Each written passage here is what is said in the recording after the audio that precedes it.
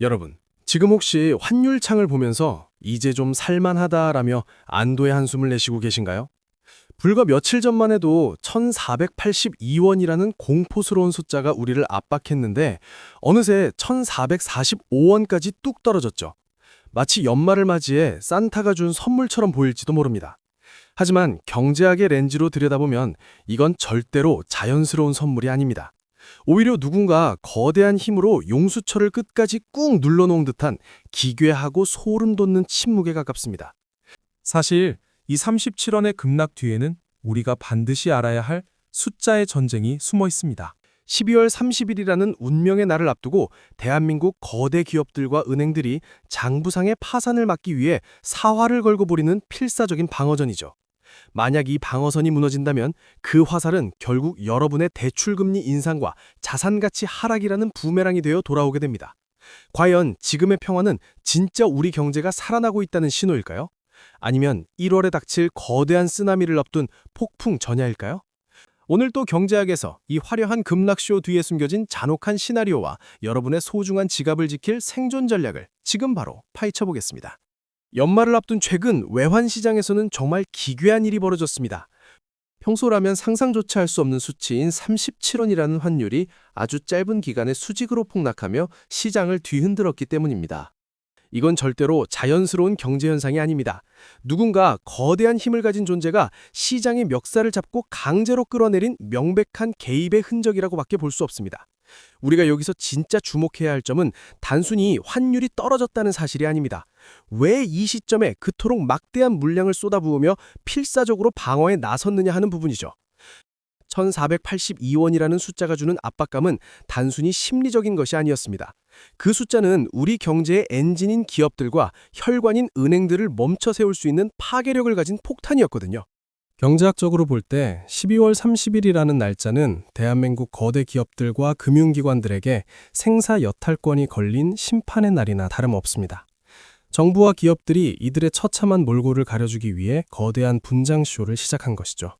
평소에는 시장 경제의 원리를 존중한다며 뒷짐을 지던 이들이 왜 연말만 되면 이토록 필사적으로 달러를 팔아치우며 환율의 머리채를 잡고 흔드는 것일까요? 가장 큰 이유는 우리 대기업들이 짊어지고 있는 천문학적인 달러 부채에 있습니다. 최근 몇 년간 우리 기업들이 해외에 공장을 짓고 설비를 들여오면서 빌려온 돈은 대부분 달러입니다. 그런데 이 달러 빚은 매년 12월 30일에 종가라는 단 하나의 숫자에 의해 원화 가치로 재평가받게 됩니다. 만약 환율이 1,500원에 육박하는 상태로 한 해가 끝난다면 기업들이 갚아야 할 빚은 원화 기준으로 앉은 자리에서 수조 원씩 폭증하게 됩니다. 장부상 손실이 눈덩이처럼 불어나고 부채 비율은 하늘 높은 줄 모르고 치솟게 되는 셈이죠. 그래서 이 시기에는 일종의 마법이 필요해집니다. 인위적으로 환율을 1,400원대 초반으로 끌어내려 기업들의 부채가 마치 별로 늘어나지 않은 것처럼 장부를 예쁘게 꾸며주는 것이죠. 이건 실질적인 경제 회복이 아니라 눈 가리고 아웅하는 식의 합법적인 마사지에 가깝습니다.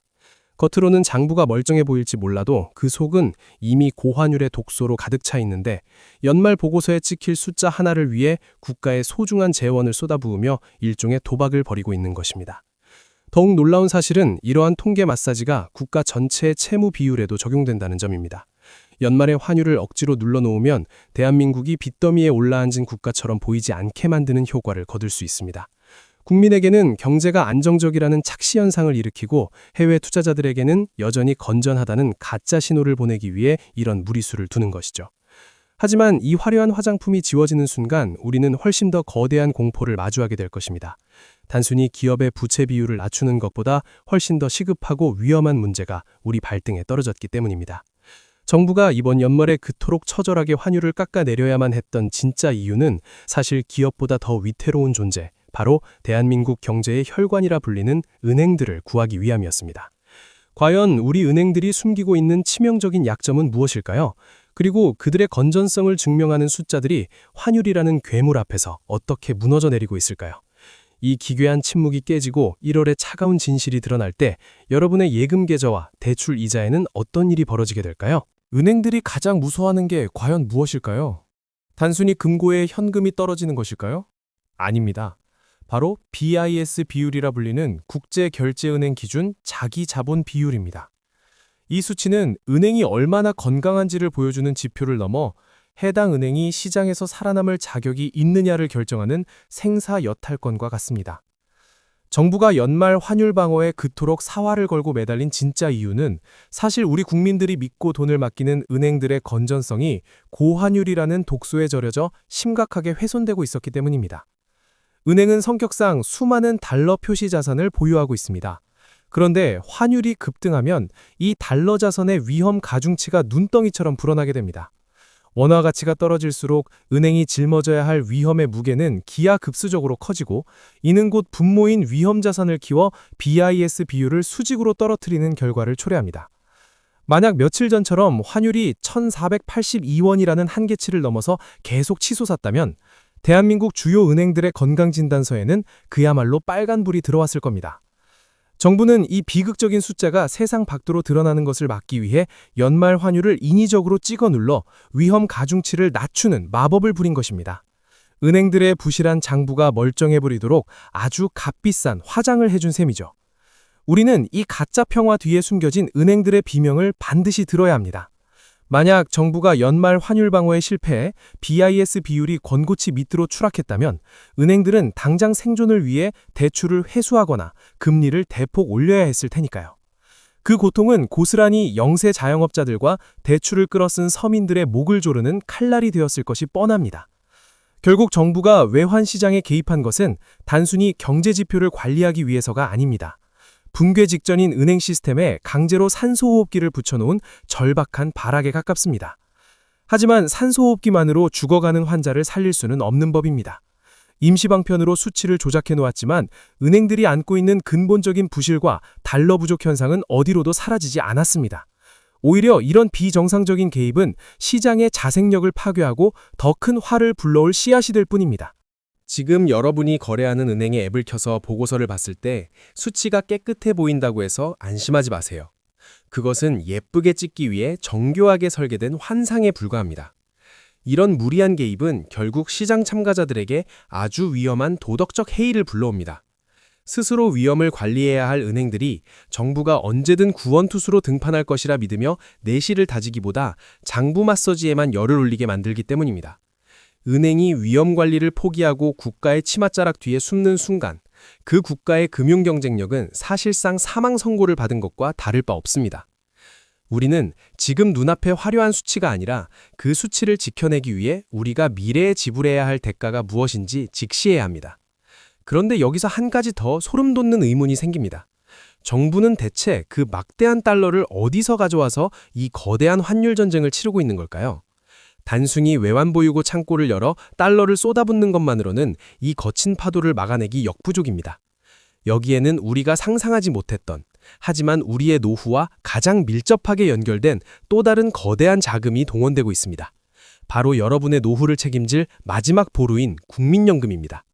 국민연금이 왜 이 위험천만한 환율 도박에 휘말리게 되었는지, 그리고 그 대가가 우리 노후에 어떤 재앙으로 돌아올지 그 숨겨진 내막을 이제 들여다봐야 합니다. 국민연금이 역대급 수익률을 기록했다는 뉴스, 최근 들어 자주 접하셨을 겁니다. 하지만 그 화려한 숫자 뒤에서 우리 국민들의 노후 자금이 매일같이 소리 없이 증발하고 있다는 사실은 그 누구도 쉽게 말해주지 않습니다. 환율을 끌어내리는 과정에서 동원된 가장 강력한 카드 중 하나가 바로 여러분의 소중한 국민연금이며 그 대가는 우리가 상상하는 것보다 훨씬 더 가혹할 수 있습니다. 국민연금이 환율 변동성을 관리하기 위해 사용하는 이른바 환해지라는 기술은 절대로 공짜가 아니거든요. 이 과정에서 발생하는 비용은 결국 고스란히 우리 국민의 몫으로 돌아오게 되어 있습니다. 이 구조를 아주 쉽게 설명해 보겠습니다. 국민연금은 해외 주식을 사기 위해 막대한 달러를 보유하고 있습니다. 그런데 외환 보유고를 직접 소진하는 위험을 피하려는 과정에서 국민연금이 가진 이 달러를 시장에 풀고 대신 원화를 빌려 쓰는 구조가 작동하게 됩니다. 문제는 현재 미국의 금리가 우리보다 훨씬 높다는 점입니다. 수년째 이어지고 있는 이 전무후무한 금리 역전 현상이 여기서 치명적인 약점이 됩니다. 달러를 빌리는 대가는 비싼데 원화를 빌려주는 대가는 헐값이다 보니 국민연금은 이 금리 차이만큼의 엄청난 비용을 매일같이 현금으로 지불하며 외환시장을 떠받치는 역할을 하게 되는 셈입니다. 우리가 뉴스에서 보는 국민연금의 수익은 아직 주식을 팔지 않아 장부상에만 존재하는 어찌 보면 신기루 같은 사이버 머니일 뿐입니다. 하지만 환해지를 위해 지불하는 비용은 지금 이 순간에도 우리 주머니에서 실시간으로 빠져나가는 진짜 생돈입니다. 더 무서운 진실은 국민연금이 이런 손실을 감수하면서까지 환율 방어 과정에 결과적으로 깊이 개입되어 있다는 점입니다.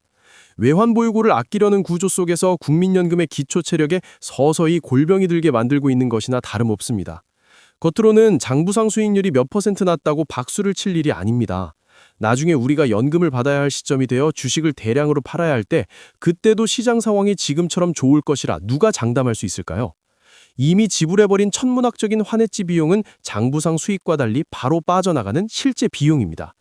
국민연금은 국민의 노후를 지키는 최후의 보루여야 함에도 불구하고 지금은 환율 실책을 가리기 위한 거대한 방패막이로 활용되는 측면이 있습니다.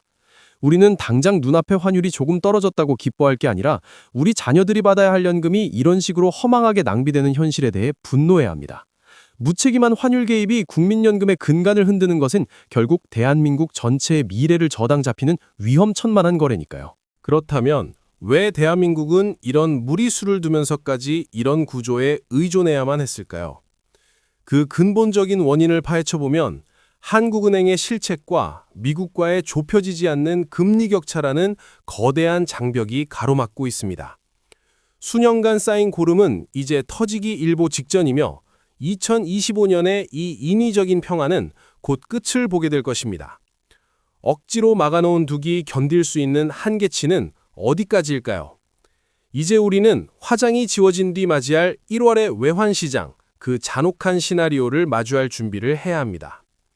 이렇게 미래의 소중한 자산까지 끌어다 쓴 인위적인 평화는 이제 그 유효기간이 얼마 남지 않았습니다. 1월이 되면 대중에게는 다시 한번 달콤한 오아시스가 나타날지도 모릅니다. 연말에 억지로 눌러놓은 환율 덕분에 1월 초에는 마치 시장이 안정된 것 같은 착각이 지배하기 때문이죠.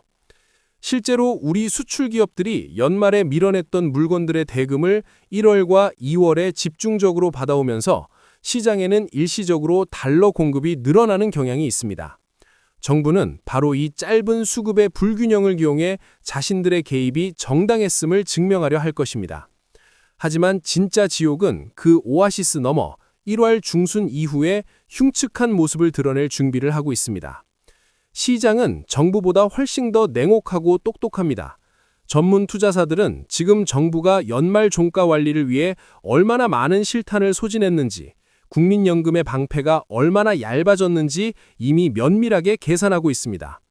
시장의 상어들은 정부의 체력이 바닥나기만을 기다리며 숨을 죽이고 있는 셈이죠. 1월 중순을 지나 정부의 개입력이 약해지는 순간 그들은 다시 한번 환율 상승에 거대한 베팅을 퍼부을 것이며 그때의 충격은 우리가 며칠 전 겪었던 1482원의 공포와는 비교도 할 수 없을 만큼 파괴적일 수 있습니다.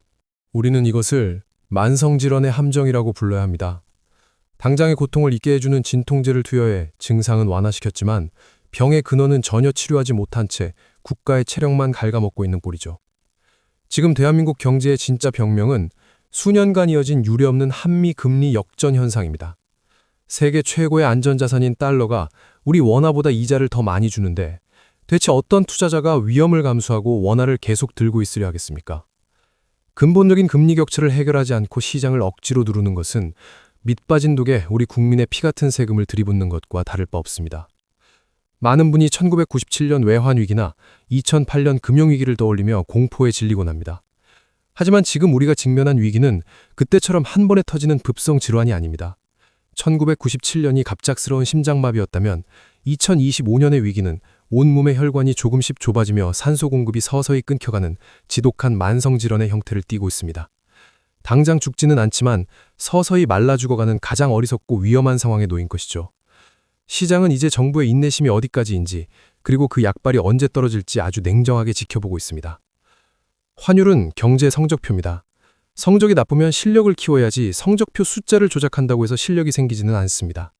1월의 인위적인 평화는 곧 끝날 것이며 우리는 감당하기 힘든 진실의 순간을 마주하게 될 것입니다. 이제 여러분은 선택을 해야 합니다. 정부가 만들어낸 가짜 평화에서 안주할 것인지 아니면 다가올 거대한 폭풍에 대비해 나만의 구명보트를 점거할 것인지 말이죠. 원화라는 좁은 울타리 안에 갇혀 있는 것은 침몰하는 배 위에서 무거운 보물 상자를 지키는 것과 같습니다. 진정으로 현명한 사람이라면 이제 통화의 관점이 아니라 실질적인 자산의 가치를 지키는 관점으로 세상을 바라봐야 합니다. 대한민국이라는 틀을 넘어 글로벌 시장의 거대한 흐름에 몸을 싣고 여러분의 소중한 미래를 지켜줄 튼튼한 구명보트를 지금 이 순간부터 준비하시기 바랍니다. 2026년 1월 그리고 그 이후는 우리 모두에게 그 어느 때보다 가혹한 선택을 강요하는 시기가 될 것입니다. 하지만 시대를 읽는 눈을 가진 누군가에게는 전례 없는 기회의 시기가 될 수도 있습니다. 오늘 전해드린 이 37원의 미스터리가 여러분의 경제적 생존을 위한 작은 실마리가 되었기를 진심으로 바랍니다. 오늘도 경제학은 앞으로도 여러분이 이 험난한 파도를 함께 넘을 수 있도록 가장 정직한 통찰을 공유해 드릴 것을 약속드립니다. 시청해 주셔서 감사합니다.